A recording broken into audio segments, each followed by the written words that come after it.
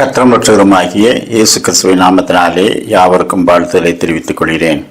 வெளிநாட்டிலே ஒரு அழகிய வாலிபன் அநேகம் இளம்பெண்களை காதலித்து கொஞ்ச நாள் பழகி அவர்களிடத்திலிருந்து லாபம் அடைந்து விட்டு அவர்களை கலட்டி விட்டு இப்படி ஒரு வாழ்க்கை வாழ்ந்து கொண்டிருந்தான். வெளிநாடுகளிலே அதெல்லாம் சாதாரணம். ஆனால் ஒரே மனிதன் இப்படி அநேகம் பேரை ஏமாற்றுவது அரிதான ஒன்று.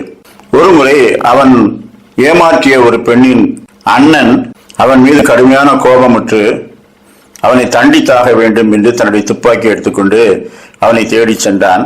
அங்கே அவன் தன்னுடைய வீட்டு தோட்டத்திலே நின்று கொண்டு புகைப்பிடித்துக் கொண்டிருந்தான். இவன் அவனிடத்திலே சென்று நியாயம் கேட்டபோது அவன் காரசாரமாக பதிலளித்தான். அப்பொழுது இருவருக்கும் வாக்குவாதம் ஏற்பட்டு அந்த பெண்ணின் அண்ணன் தான் கொண்டு வந்திருந்த துப்பாக்கியால் இவனை சுட்டான். ஆனால் அந்த குண்டு இவருடைய தோள் பகுதியில் சட்டையை துளைத்துக் கொண்டு நேராக சென்று ஒரு மரத்திலே போய் பட்டுவிட்டது.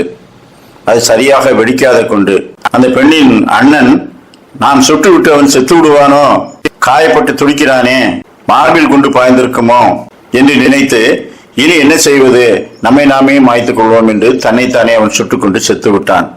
ஆனால் இவன் சிறிதான காயத்தோடு எழுந்திருந்து இதெல்லாம் வாழ்க்கையில் வருவதுதான், நாம் தொடர்ந்து எல்லாரையும் ஏமாற்றலாம், இதனால் பெரிதாக ஒன்றுமில்லை, ஒரு சிறு விபத்து ஏற்பட்டு விட்டது என்று அவன் சந்தோஷப்பட்டுக் கொண்டான்.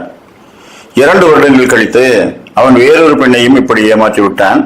சந்தோஷமாக தன்னுடைய வீட்டு தோட்டத்தை அவன் ஒழுங்குபடுத்த வந்தான்.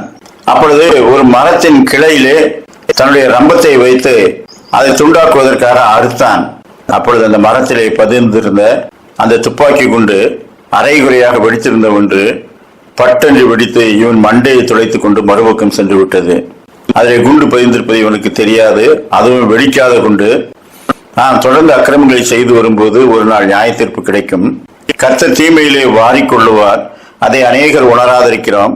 ஏதோ நம்மால் முடிந்த ஆட்டங்களை ஆடி விடுவோம், அதன் பிறகு எங்கே போனால் எனக்கு என்ன என்று தன்னைத்தானே தன்னுடைய ஆத்மாவை குறித்து கவலையற்றவர்களாய் மனம் போன போக்கிலே வாழ்கிறார்கள். பிரசங்கி 8ஆம் அதிகாரம் 11ஆம் வசனம், துர்க்கிரியைக்கு தக்க தண்டனை சீக்கிரம் நடவாதபடியால் மனுபுத்திரரின் இருதயம் பொருளாப்பு செய்ய அவர்களுக்குள்ளே துணிகரம் கொண்டிருக்கிறது. நீதிமொழிகள் 5ஆம் அதிகாரம் 22ஆம் வசனம், துன்மார்க்கனை அவனுடைய அக்கிரமங்களே பிடித்துக் கொள்ளும், தன் பாவ கயிறுகளால் கட்டப்படுவான். தாம் கர்த்தர் அக்கிரமத்தை கவனிக்கிறார், நீதிமான்களும் அநீதிமான்களும் அவருடைய கண்களுக்கு முன்பாக இருக்கிறார்கள். மனுஷருடைய செய்கைகளை எல்லாம் அவர் உற்று கவனிக்கிறார். கடவுளுக்கு இதுவா வேலை, அவர் எங்கோ இருக்கிறார், எப்படியோ இருக்கிறார், நாம் நமக்கு பிடித்தமானதை நம்மால் செய்ய முடிந்ததை செய்து கொண்டே இருப்போம் என்று துணிகரமாய் தீமை செய்கிறவர்கள் ஒரு நாள் தங்கள் தீமையிலேயே வாரிக்கொள்ளப்படுவார்கள், தன்னுடைய பாவ கயிர்களால் கட்டப்படுவார்கள். எனவே கர்த்தருடைய நியாய தீர்ப்புக்கு பயந்து அவர் சகலத்தையும் கண்ணோக்கி பார்த்து கொண்டிருக்கிறார் என்ற உணர்வோடு நாம் வாழ்வோமாக. கர்த்தர் அப்படிப்பட்ட நல்ல சிந்தனைகளை நமக்கு தந்தருள்வாராக. ஆமேன்.